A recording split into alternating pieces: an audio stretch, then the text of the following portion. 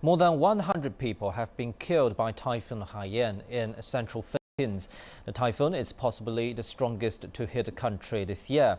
Haiyan hit Samar Island on Friday morning with gale force winds up to 275 kilometers per hour.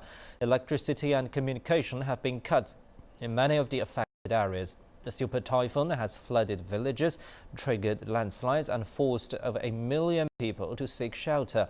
The Filipino government has ordered schools along typhoon's path to be closed. Hundreds of flights have also been suspended. The typhoon is currently moving to the northwest.